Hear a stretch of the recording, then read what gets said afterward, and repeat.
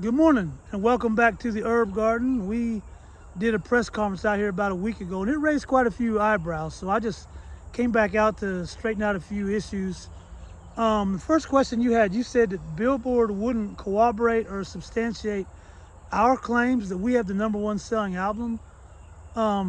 First of all, what a nasty way to start off a press conference. No, thank you, sir, for coming. No genuflecting that the #1 selling artist in the world is taking time out of his busy schedule to straighten out your mess. No, you're just doubling down on a mainstream media hit job piece, which as an independent and outsider, I'm used to, but I'm not going to let you do that to the American people. They deserve better. Here at Headband Music Ministries, we made it clear from the beginning, we are a faith-based organization, okay? Faith is the opposite of fact. We don't use facts.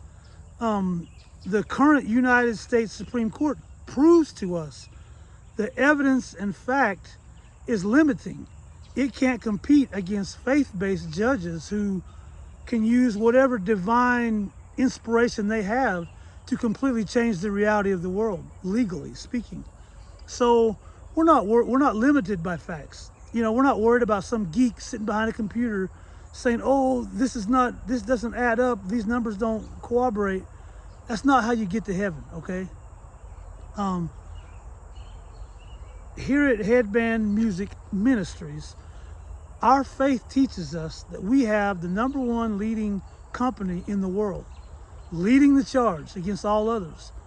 And our faith also teaches us that the LIGHTNIN MALCOLM album, Turned Up on Loud, is the #1 selling album worldwide, and probably will be for 4 years, 8 years, maybe even 12 years.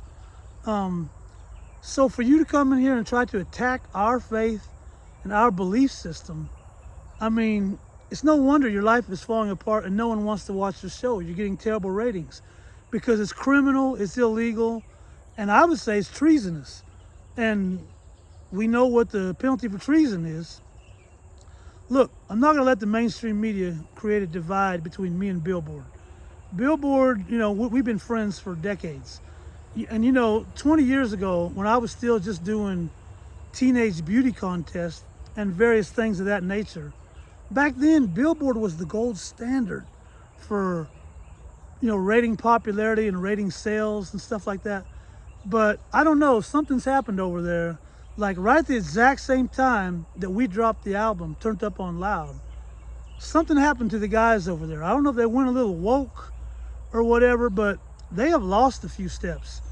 And in my opinion, all credibility with the American people. I probably shouldn't tell this story. I'd probably get in a lot of trouble, so I won't tell it. But a few weeks ago, the CEO of Billboard actually called me. And he was like, sir, they'd heard about the phenomenal success of Turned Up on Loud and how we've accomplished more in a few months than almost any other administration in history.